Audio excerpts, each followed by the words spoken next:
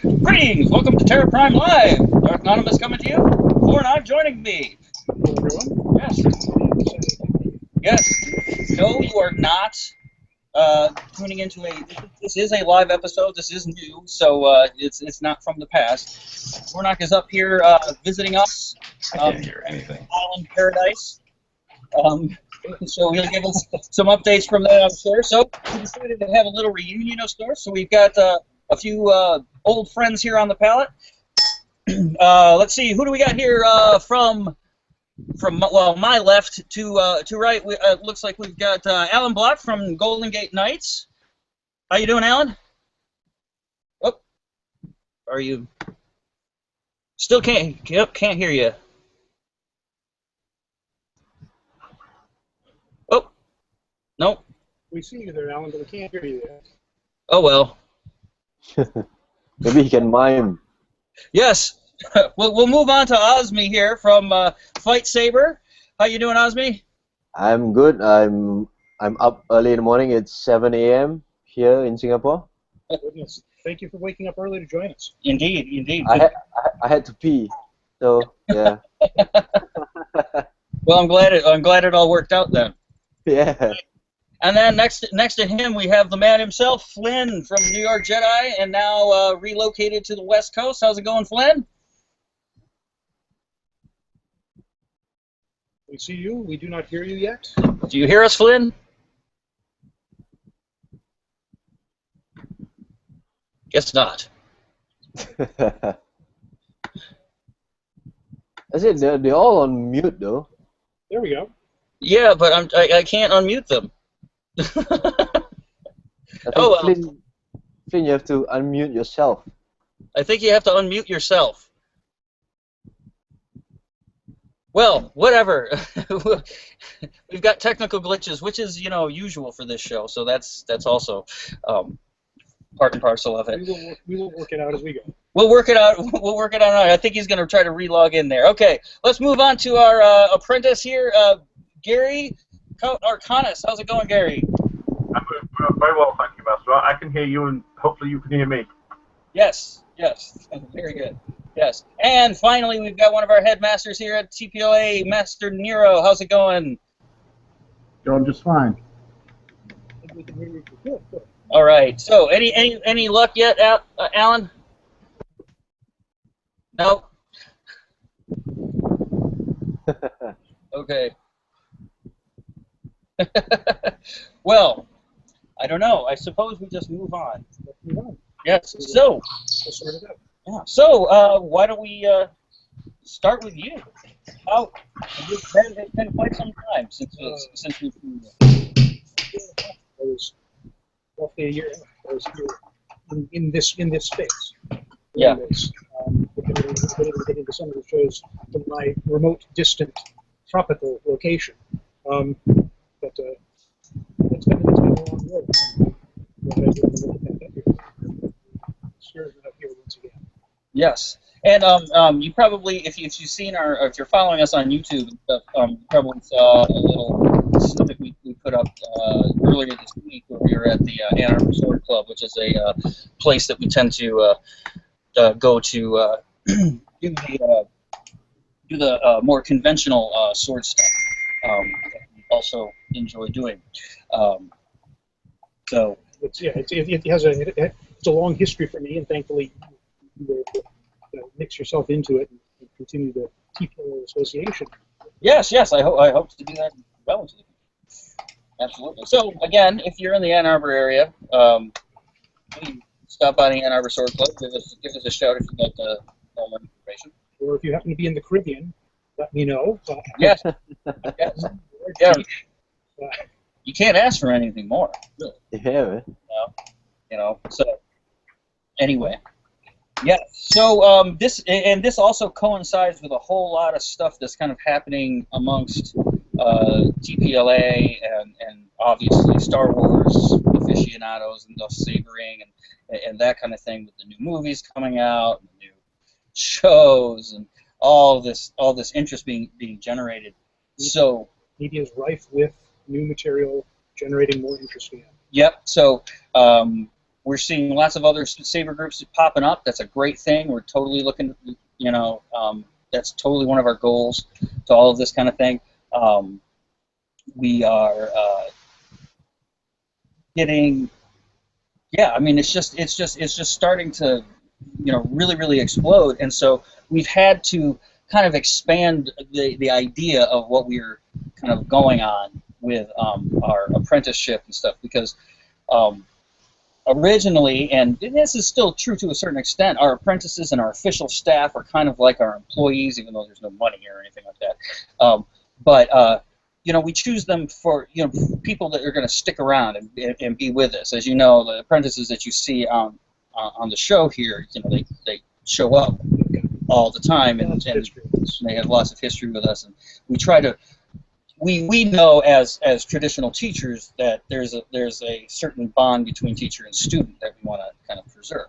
However, we're still producing lots of material, and it's not just for that tiny little narrow group.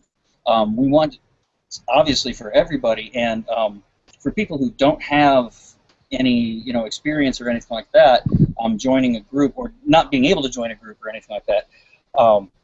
They want to kind of follow the stuff through, and yeah, we don't really have the time to take on every apprentice that comes up to us. So we're coming up with a system that hopefully will include everybody out there, will give us a way to give people feedback, way to kind of judge their progress and do that. We'll go into that here a little bit more later. We've got you know, some other cool things coming up, obviously the workshop, which we'll talk about too. But on that note, as we are obviously ramping up for the aforementioned new movies and Rebels, which is on TV now, and you know, all this stuff, there's other stuff happening out there in Saberland. So we wanted to kind of get the skinny on things. So it looks like ahve, by default, you are up. Yeah. I think going over in the Asia and Pacific Rim area as far as this stuff goes. So far, there's actually more and more saber clubs popping up, like mushrooms. Yeah, and we actually Lucasfilm sanction. We got it in November of 2014, last year, and now we've got like 6 chapters in 5 countries. Very good. Yeah, and they are like, and there's even another club here in Singapore, which basically they do Filipino martial arts, but using lightsabers. That's all. So kind of like what we're doing? Somewhat, yeah. Taking a traditional martial art and applying it to the lightsaber. That's, Yeah. Yeah. We'll keep these arts alive by spreading them through novel means. Absolutely. Absolutely. Definitely one of our big, you know, big things, because I mean, we've gone into it ad nauseum, you know, why it is, but for the few people who may be seeing us for the first time, right. We started this because we both had an interest in different types of historic martial arts, and we were looking for ways to. We were looking for a inexpensive practice weapon that it was easy to practice dueling techniques with. And we ended up coming across these lightsabers, and that evolved the idea of perpetuating the arts that we love, and getting people interested in popular culture. Right, and obviously we're complete Star Wars geeks, so you know, quite frankly, I mean, I'll go out and say it. I mean, probably one of the main reasons that I'm into swordplay was this thing. It wasn't a sword, you know. It was like, oh, I want one of those, but you know what? This is as close as I'm going to get. So there we go.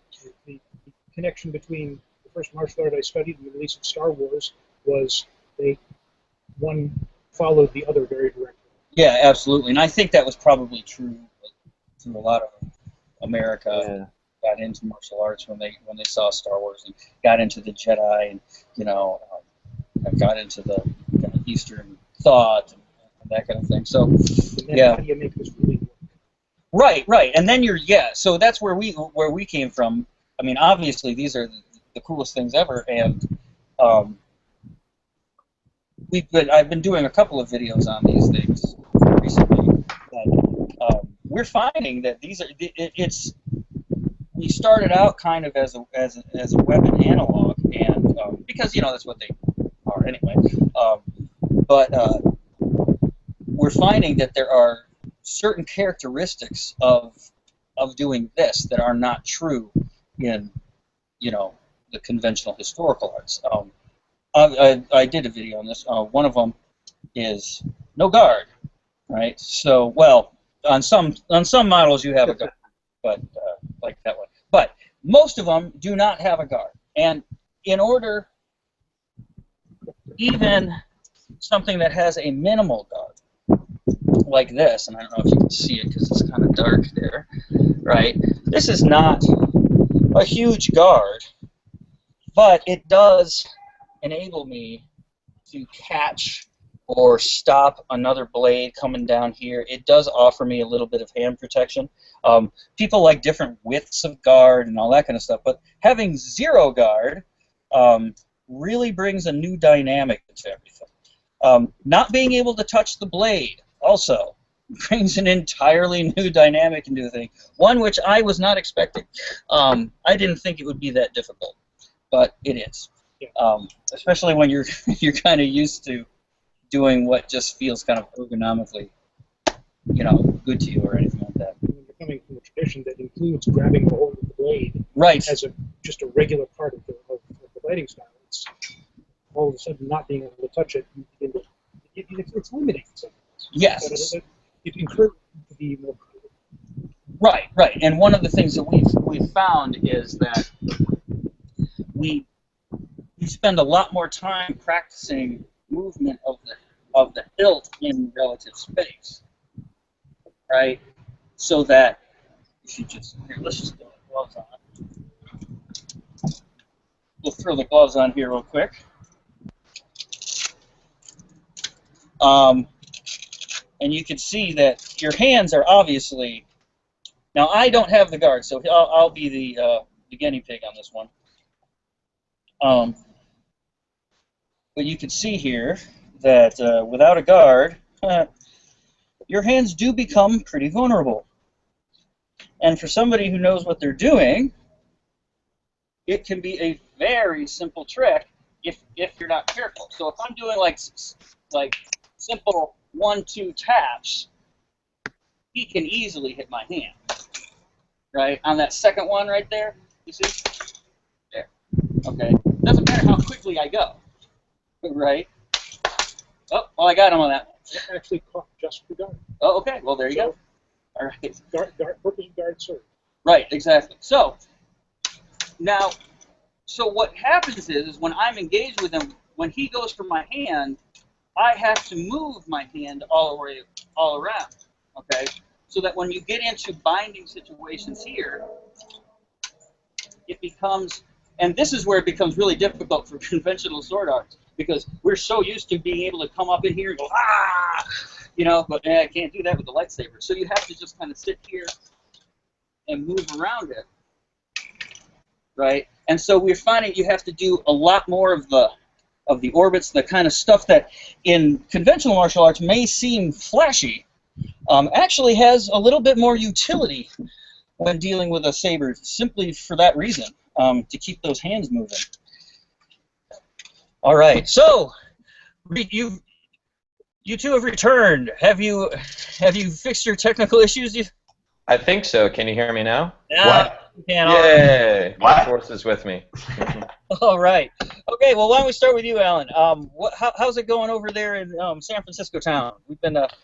Oh, it's been going great. We recently had our 200th class, so that was awesome. Yeah, we had like 40 people coming up, members old and new. We had a nice little exhibition of some of our newest initiates, that You know, so we have our own sort of ranking system that we graduate people through up until knighthood and masterhood. And we also had some really special guests, such as Flynn. You know, he's visiting us here in the Bay Area right now. We also had Christopher Villa, whom has been a guest of the show before, and one of his old students, Tom Badillo, as well, who's been a guest instructor over the Golden Gate Knights. So we've been really bringing in a lot of different people to help supplement instruction, really, you know, coming from varied backgrounds, so that when we're exploring the different forms, we're sort of using each form to kind of explore a type of martial style, but with a lightsaber twist, you know, using the saber as sort of an analog, as you say, for the traditional weapon that you would find in that martial art. So, for example, when we talk about Makashi, you know, that's more of a fencing form, so that there's more of a sort of a rapier sort of analog that's happening right there. Recently, we're doing Gemso, Form 5, which has been a lot of fun. So we've been applying German longsword techniques to it, and of course, you know, it's hard to, it's hard to do that when you don't have a hilt. So we took a hint from episode 7 and been sort of adopting this new sort of crossguard hilt in our sabers, and calling it more of a Kylo Ren sort of style, and teaching people how to utilize the crossguards, such as you were just showing earlier. And because of that too, Tom Padillo, who's he's a HEMA instructor. He helps run a Western martial arts dojo called the Tosetti Institute down in the South Bay area in San Mateo. He has a lot of experience in refereeing and doing instruction in German longsword. So we actually had our first sparring match at Golden Gate Knights in our 201st class, which was a lot of fun. No one got hurt, and we're going to continue doing that. So that's it's been pretty fun. We've been really trying to push it. We're looking now to I guess formalize a bit more of the styles and the forms that we have here too, and bringing in a lot more of what I call these masters to help in with the guest instruction. I could go on and on about all the awesome stuff that has been happening, such as Comic-Con and Celebration and May 4th and whatnot, but I think I'll leave it to someone else to talk more. Thank you, guys, and thank you for having me here. Oh, yes, there's a flamberge. Yeah, really cool. A bit bulky, I noticed, but still a lot of fun. We've been using these sort of rubber long swords. I'll go grab one, so when it comes back around, I'll show it to you.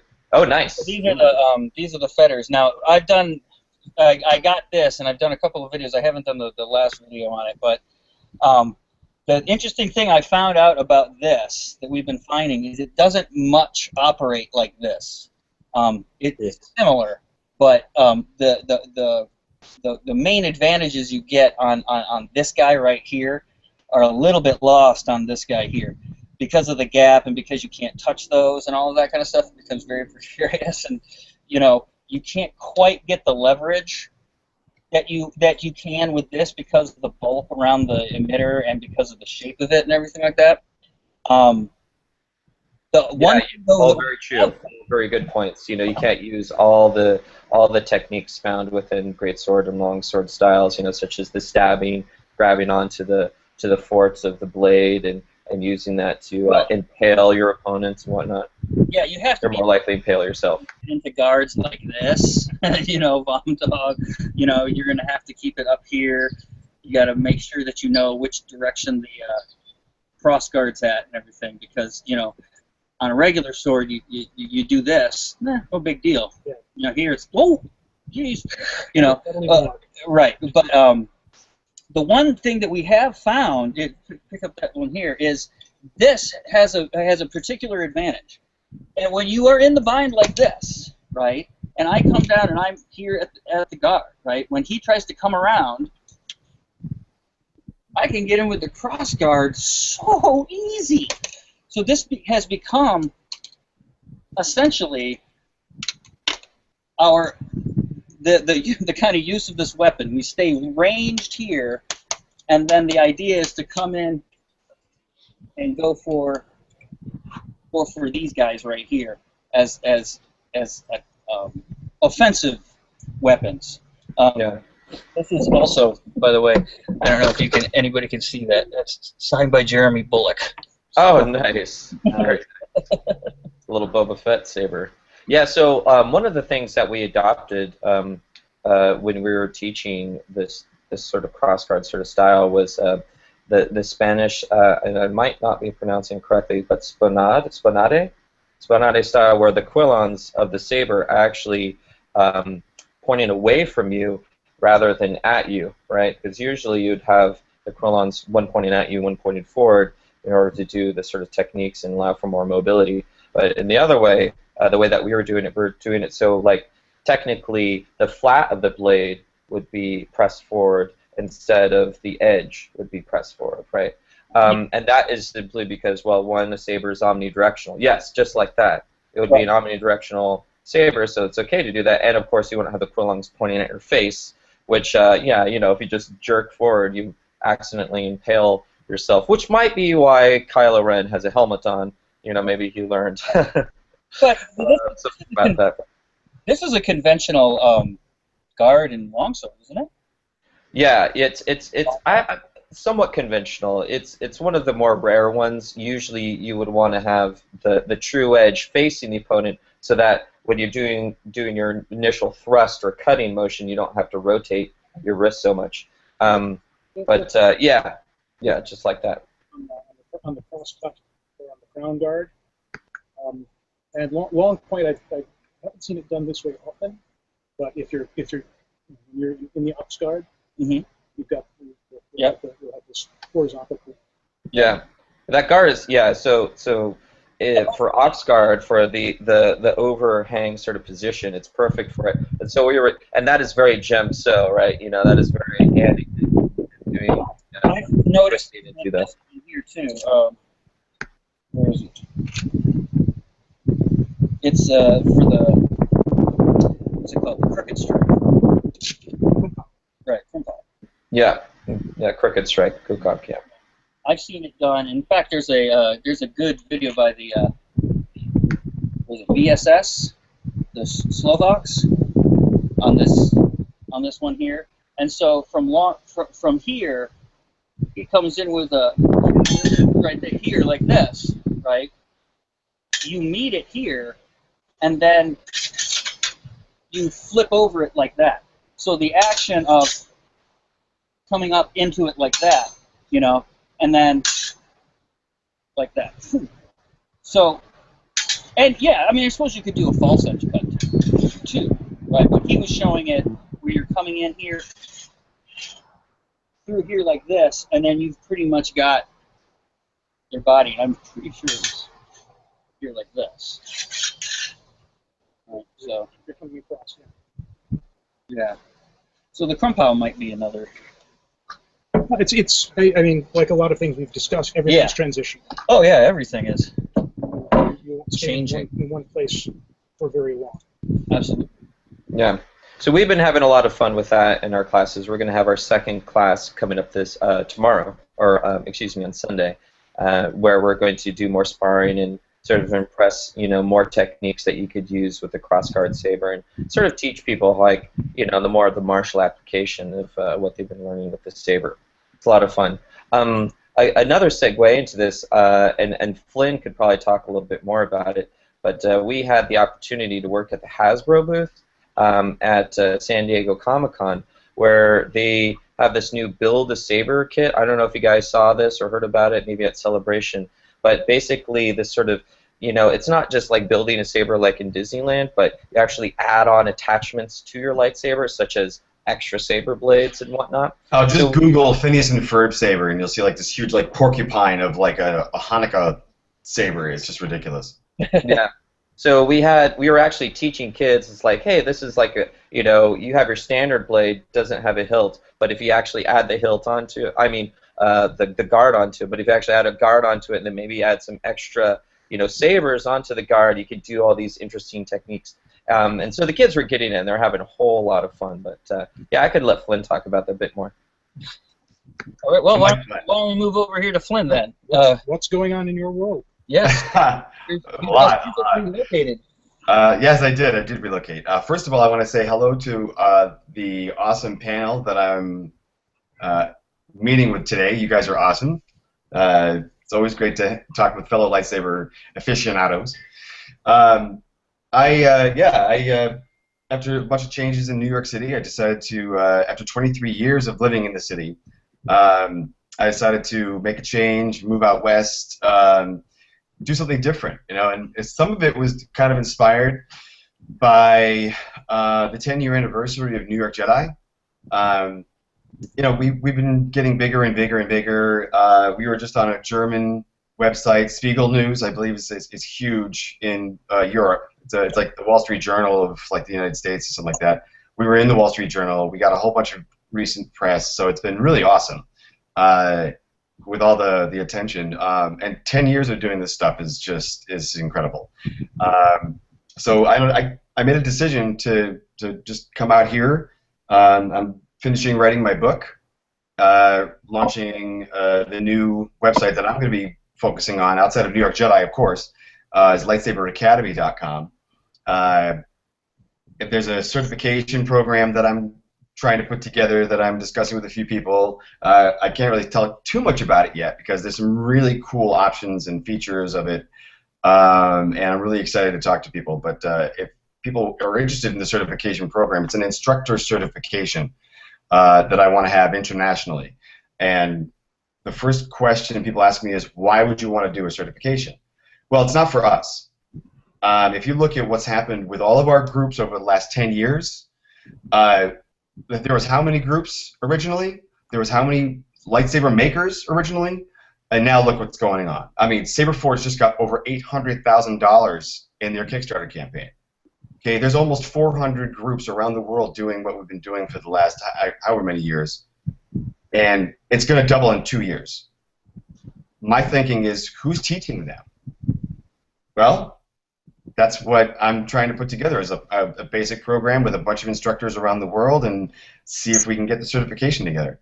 But that's in my lightsaber world. And everything else, we got to travel from San Diego Comic-Con to LA, visit with some friends.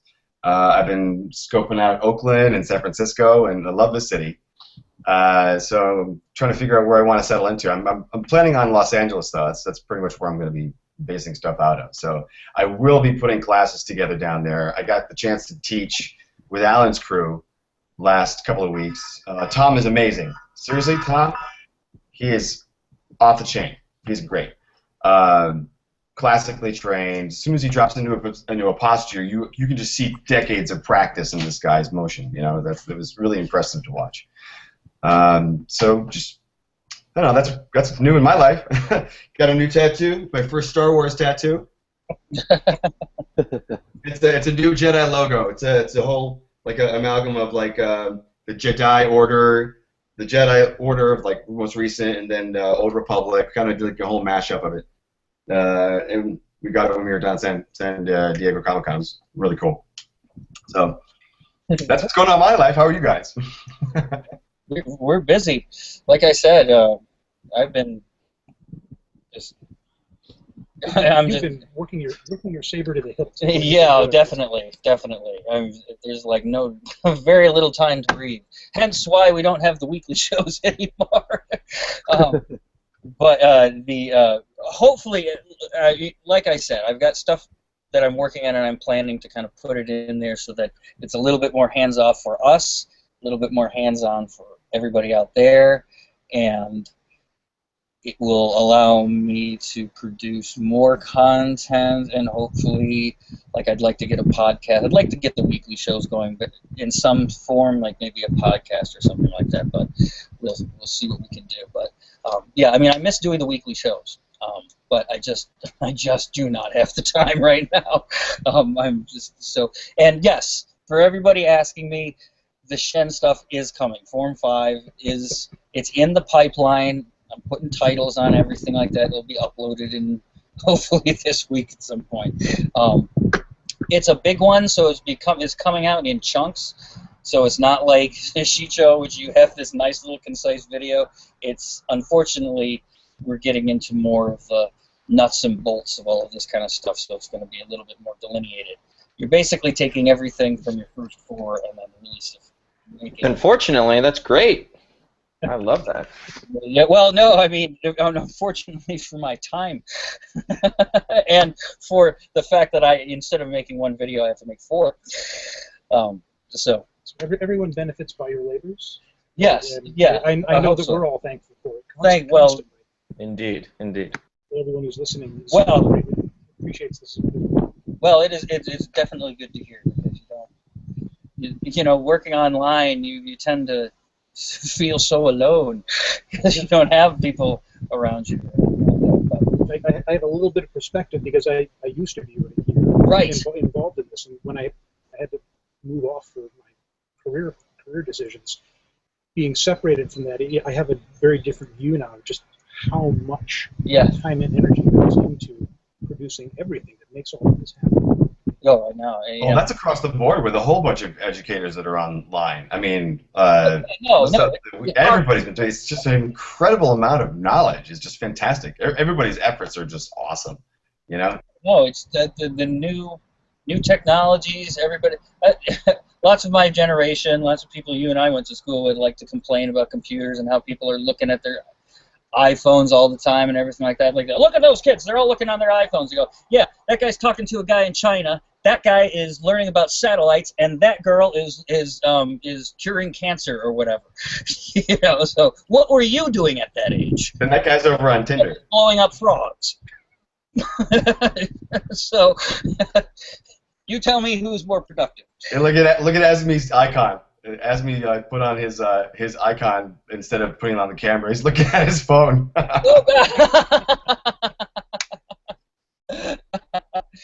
Well, that's the thing. I remember I remember hearing Leonard Nimoy talking about some guy who just saw him on the street talking on his cell phone, and he just bust out laughing. He just came out, looked at him, realized who he was, started laughing. He didn't say anything to him, just walked away laughing.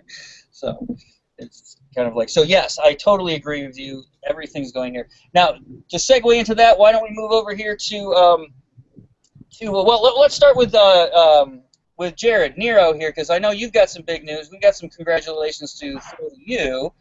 You were just hired as the head fencing coach for Lafayette, yes?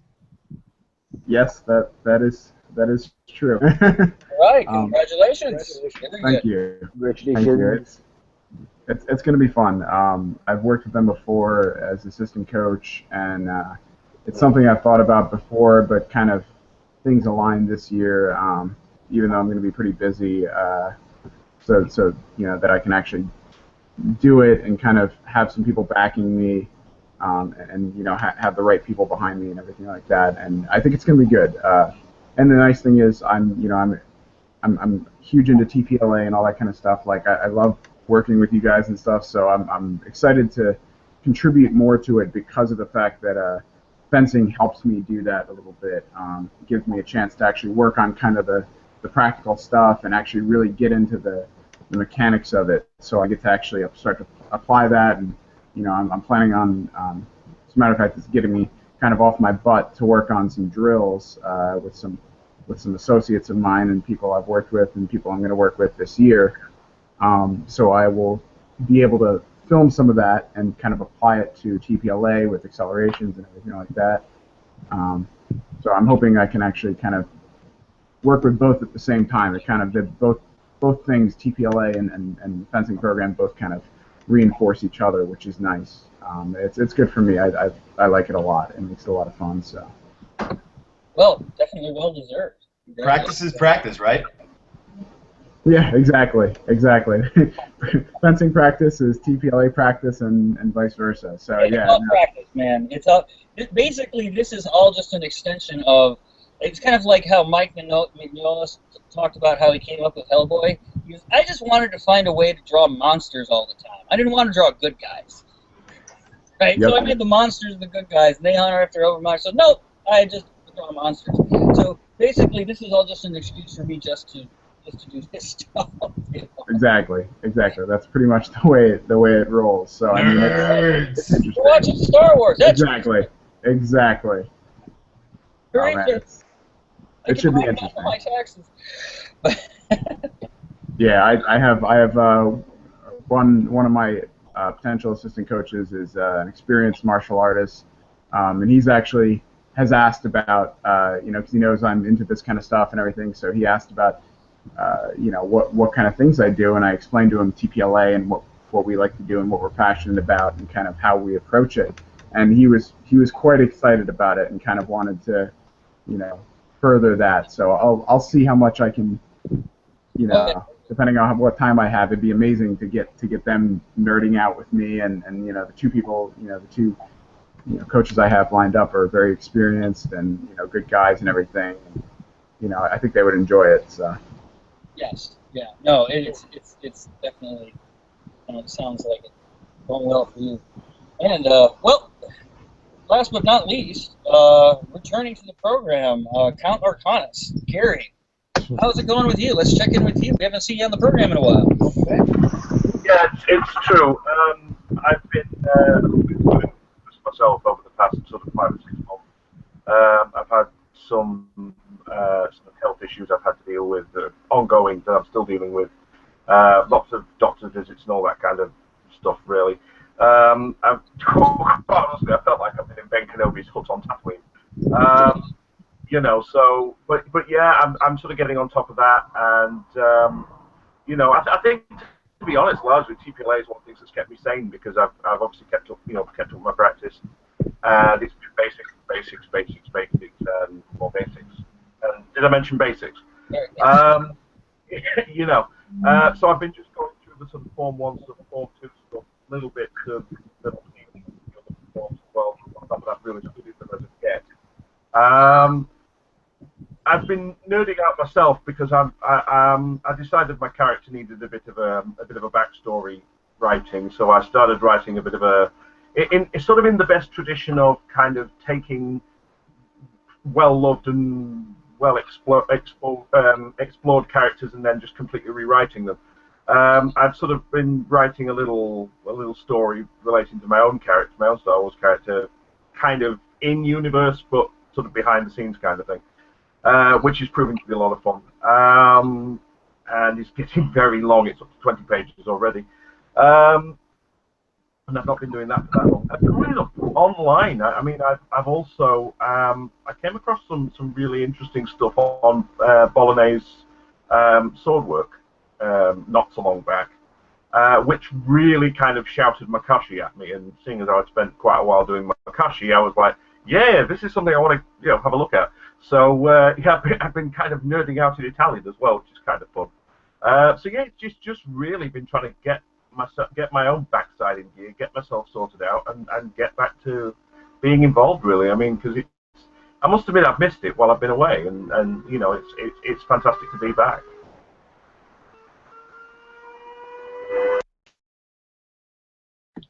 There we go. As I was saying, definitely good to have you back. Yeah, good. Yep. As you see, we're all busy.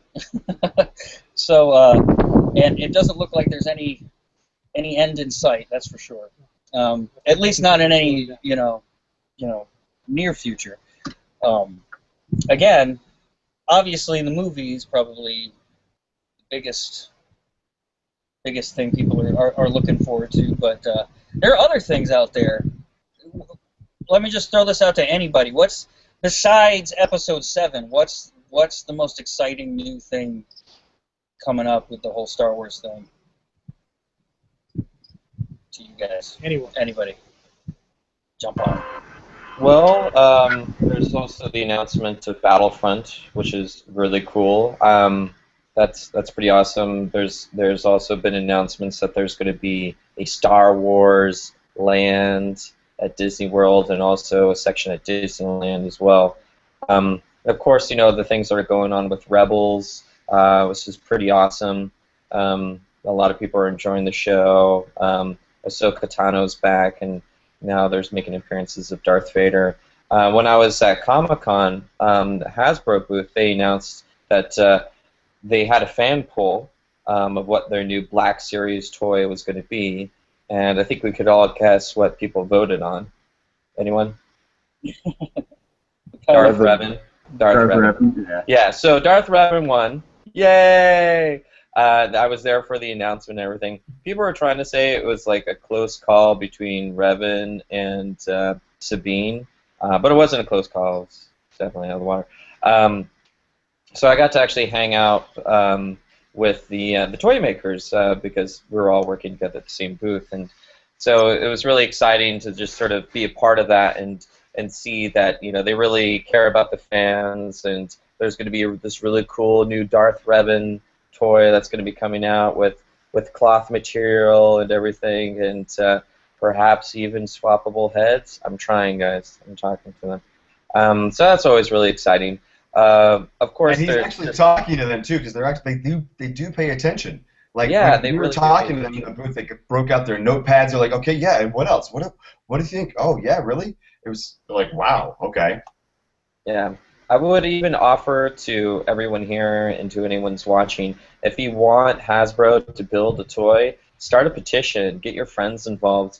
They will build that toy for you if they feel that there's enough interest behind it. There's only a small group of designers who are working on it, and they're always like, they're fans, above all, and so when they see other people interested in something, they want to, help them out. They want to do that sort of stuff. So I'd offer that to them. I can tell a quick little story about the Hasbro. Last year, New York Jedi was hired to go up to the headquarters up in Warwick, and they wanted us to train their Inspiration Expo people. Like, all the toy manufacturing divisions came together. They all came together to get inspired by some toy makers, some book artists, and whatnot.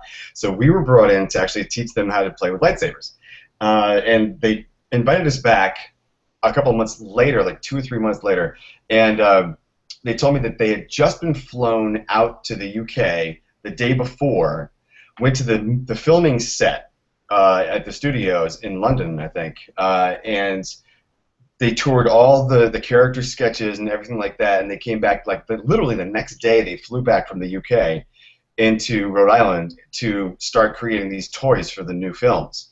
And then that day when they got back, when we were invited to come in and train them in lightsabers, so they would be more inspired about Star Wars and Jedis and toys and playing and getting involved. Right before they started making all the new toys for the new movie. So while we're training them, one of the guys, Bill, comes up to me and he says, "Have you seen the trailers or anything about the new Star Wars Rebels series?" And I'm like, "No. Should I?" And he's like, "Yes, there's a character in there that you are going to want to cosplay." And if you guys have seen Kanan Jarrus, have you guys seen my costume dress up as this? Oh yeah. It's a dead ringer. I mean, it's like I can't believe how much I look like this guy. We're in the toy booth, and they're unveiling the new Kanan Jarrus Black Series figure. And one of the guys was making fun of me. He's like, "So you see the face? We were modeling him after you since we last saw you last. We were taking photos of your face." And I'm like, you can't do that to me, guys. You can't tell me that I look like a Star Wars figure. Right? 'Cause my hand's gonna go like this big. Come on, man. But it was a lot of fun. We had such a great time in the booth. We were there with Noah Flater from Force Storm Entertainment. If you guys haven't seen this guy's work, his jumping kicks and stunt work and all this other stuff are fantastic.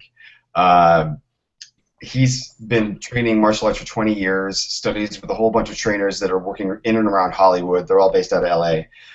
Look up the stuff that they've done. The one video that they did called The Portrayal, they got feedback directly from J.J. Abrams saying that, "Oh my God, now I know how I have to step up my lightsaber battles because these guys set the benchmark." And that was directly about this Noah's crew before they started shooting. So that was that's a good thumbs up right there, So he was with us in the booth. We had a really great time with Hasbro. Like the first day we were there, they were blown away. The vice president said to the director of marketing who hired us, saying, "This is the most interactive thing we've had in the booth all day long. This is fantastic." And they were definitely going to invite us back. I have to do something in New York in September with Hasbro now. So it's like they really are paying attention to the kind of stuff that we bring to the table. We're making a big difference, guys. All of us teaching all this stuff out there, people are paying attention. Very good, very good. So, how about you, Osmi? What's the skinny over on that side of the globe? The skinny is that we're actually discussing what to do for the premiere of episode 7. Yeah. And also, What are you besides episode 7? What is everybody up there most excited about? maybe the toys? The I toy? don't know. You don't know? I am excited for the toys. Yeah. Yeah. Oh yeah. Yeah. I'm a toy collector myself, Star Wars toy collector myself. Recently I've stopped spending on toys because I just got married last year and I'm expecting a youngling soon. So I have to cut back on my spending. Yeah. Well, that's going to become difficult. Yeah, and actually we recently had a photo shoot with the lead FX for episode 7, Thibaut. He's a great guy and he works out of Lucasfilm Singapore. And we had this fantastic shoot and he says he wants to showcase it at the local premiere. So we just have to wait for it. And but the photos are out on Facebook anyway. Yeah. Right. Yeah. Yes, definitely. Very cool. All right. Well, we've got a latecomer here, Celine, another one of our newest apprentices. How you doing there? I'm doing good, Masters. How about yourself and everyone else? Okay. So yeah, we were just kind of going on what people are excited about. How about you, Gary? What do you got? What are you looking for outside of episode 7? It's a fun one, that. I mean, funnily enough, I'm one of these people. I tend to sort of believe rumors. So there seems to be a lot of rumors going around about possible other kind of spin-off films that there might or might not be relating to Star Wars. So I'm just kind of hoping that they're more than rumors, really, and that there are actually things in the works for maybe, I don't know, some sort of Obi-Wan Kenobi spin-off, or I mean, there was a wonderful little bit at one of the Comic-Cons recently. There was a little video posted of Ray Park, and he was saying, yeah, if people wanted me to come back as Darth Maul, I'd love to do it. And everyone's like, Ray Park sort of dropped the little hint that Darth Maul's coming back sometime. I don't know how they'd manage it, but considering they didn't actually manage to kill him off in Clone Wars, then that'd be kind of interesting if they decided to do something with that. But yeah, I'm kind of hoping there's some spin-offs, and I mean, I suppose I can always hope they do some sort of Dooku spin-off. Hint, hint. Well, yeah, well, there's definitely spin-offs. So the one spin-off that I think is, which I'm surprised nobody's mentioned, is Rogue One. Right? That seems to be getting a whole lot of, I've heard anything about that. Really, yeah, about X-wing pilots. But has anybody heard any details on this stuff? I mean, what time frame is it set in? Do we know yet? I can't remember who's in it. But if you look up Rogue One, it's got an IMDb and everything. So That's very exciting. yeah, and Do we know the time frame in the timeline of when it's supposed to occur? It's supposed to occur before the Battle of Yavin. So it's like it's like that squadron prior to Luke arriving to them. So you get to see like the history. That's what I've heard, at least. Maybe we can get more of Biggs or Wedge. I don't know.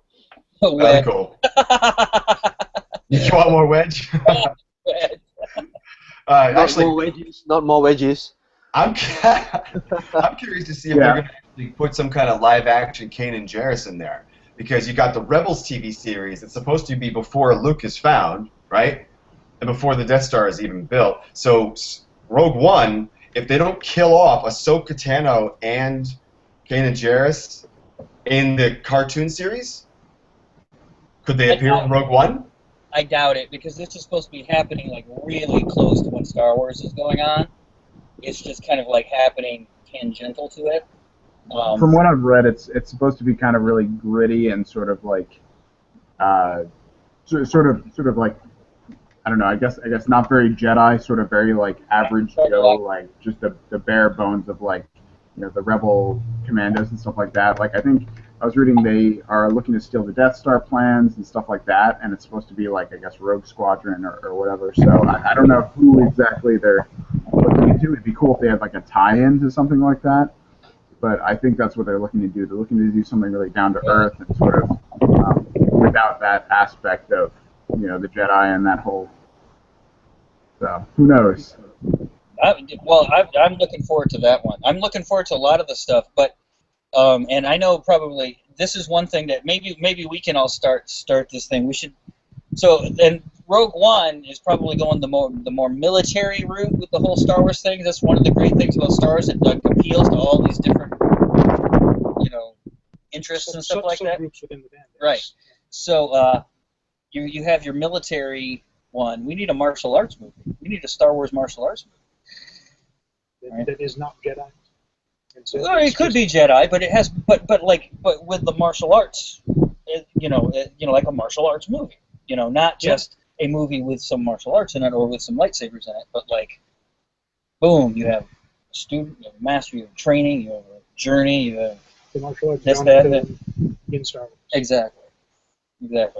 They should do one that. Someone who has any pull, push that forward. Yes, we'll put that out there for the universe to do with. All right. So why don't we've got a few minutes here left. Celine, you want to chime in on this one before we? Just on like the new set of rumors that are that's out there, or what besides episode 7, what we're looking forward to. Well, I think the one thing I'm looking most forward to is where Rebels is going to go.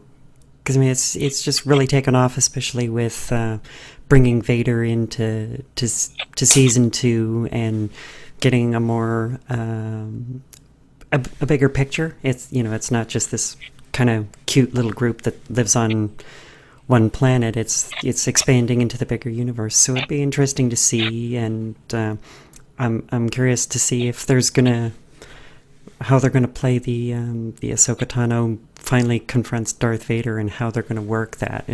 Are they gonna go kind of a more adult route and really flesh out the relationship and kind of the emotional attachment that Anakin had, and how it's going to affect Vader, and what it's going to be like for Ahsoka to actually be in that moment?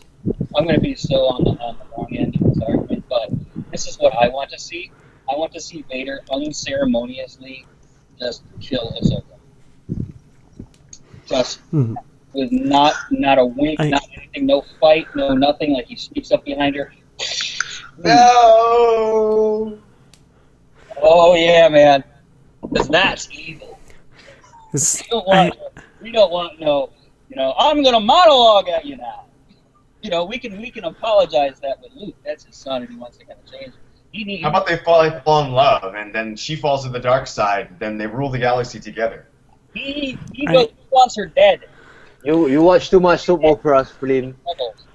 I think it would be really interesting to see the two of them kind of have it out in one of the episodes, and if they, depending on how they do it, they might actually to almost kind of save the reputation that we all grew up with for the Darth Vader character, to actually have Vader kill Ahsoka Tano. Because I mean, let's face it, for those of us who grew up watching A New Hope, Empire Strikes Back, Vader was terrifying, and then we see him as Anakin Skywalker, and we're all like, ugh.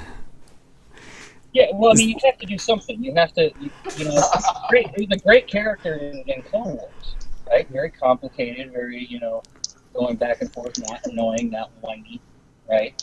But you still need to do something, right? Because his fall to the dark side, what we're left with is that ridiculous episode 3, where it's like, oh, I guess I'll turn to the dark side now. Okay. Oh wait, you know what I'm really excited about? Everybody knows. Like, oh look, and now we've got somehow we have holographic footage of it. Dude, check this out. Have you guys seen the video that somebody produced? It's like a 2-hour-long segment. It wasn't a long time ago. It was most recently. They called it the Phantom Edit. They literally started it right at the fight in the Phantom Menace with Darth Maul and Obi-Wan and Qui-Gon. That's where they started it. And then they put together all the next movies together and showed a slower transition of Anakin, included some deleted scenes, and it actually made a little bit more sense, but it was like one movie instead of 3. Yeah, It was pretty good. Try again. You can't do anything with it, man. Okay, it was a good salvage job. It wasn't the greatest thing. I've seen that one. I was surprisingly I don't know. I definitely enjoyed it more, but I actually really liked the beginning because it started with the last fight from Phantom Menace, which cut out the other part of Phantom Menace, which was the whole thing that didn't really matter. Oh, you mean like Jar Jar Binks? Yeah. Basically, the rest of Phantom Menace. But I like the pod race. It's fun. Yeah, pod race is good. Pod race is good. It's alright. Okay. It's fine. Kind of pointless, but it's alright. You know. I liked it in 3D in the theater when that came out. Yeah. Well, I mean, that's something else. Another thing that was debuted at Star Wars Celebration a few months ago was Episode 3 in 3D, and I have to say, it was actually quite impressive. The first, the big fight scene. I mean, the starfighter. All the planes. I mean, the starfighters crashing and the explosion stuff. It was amazing in 3D, and I'm really hoping that they release those on Blu-ray HD 3D sometime soon. I gotta chime in for the 3D thing, and maybe Glenn can talk me up. I know you go my age and everything like that. I remember when 3D was on its way out, right? When it was like the cheap little gimmick, and it was just all coming at the screen and stuff like that. Novelty for novelty's sake. Right, and now it's like you pay extra money for it. Oh. Anyway, that's an aside. Yeah, but you also got an IMAX too, which is a big help. Fine, I guess. Yeah, it's a stopgap to holography until that happens. I mean, it seems like 3D and it gives me a headache. So I can't, has anyone been to any movie that's been in those new theaters where the seats move and they will pitch and throw you around a little bit? Oh, that's cool. Because I'm almost thinking that might be really interesting for Episode 7 when that comes out, but there's probably just trying to imagine if Episodes 1, 2, and 3, and if you're annoyed trying to watch Episodes 1, 2, 3 and then get thrown around in your seat for no reason. Here's a little sci-fi history. All this 3D stuff, all this fancy seat stuff, all this stuff happening in the movie theaters, it all happened before. This is all rerun. Look in the 60s. Look up William Castle. Look up 13 Ghosts, The Tingler, all of these things. This is all old gags. The movie industry is literally pulling out all these old things from the closet to get people to come to the movies. But they're doing it better. They're doing it better this time. The technology is there to make it more compelling, don't you think? I mean, the 3D now is actually real 3D, not just red and blue bifocals that you're putting on. It's way better than the Captain EO over at Disneyland. I think it's more compelling to me. Creature from the Black Lagoon. Has it improved the story? Well, I mean, I mean, this is the argument that was made with Avatar, right? And it's can you actually use new cinematography, that utilizes the perspectives and then to tell a more interesting story, and I think it's possible. I think it's still a medium that's a bit unexplored, but it's certainly fun when things are flying at your face and coming out, or just recently Life of Pi, when the entire time you're kind of seeing the film in a smaller dimension, but then there's the scene when the tiger came out, and in that one moment it goes super 3D and actually goes outside of the frame, and it really freaked people out. So I think there's some things that you can apply with 3D that you couldn't do earlier that may be good for storytelling. It just really depends upon. I can't stand the 3D now. I won't watch the movies in 3D. I don't know. I'm just waiting for holograms. Yes, right, exactly. That's One thing I'm curious about is, have they actually solved the problem with people like me that don't have stereoscopic vision and who couldn't actually see the old-fashioned 3D because our eyesight didn't work that way.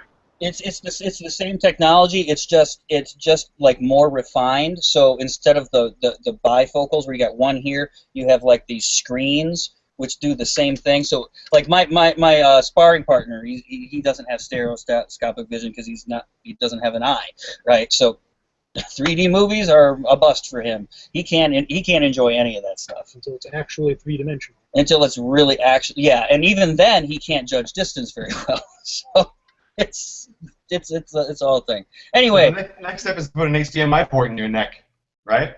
What? Just plug an HDMI neck and port into your head, you know, so you just plug right into your PC. That's the next part.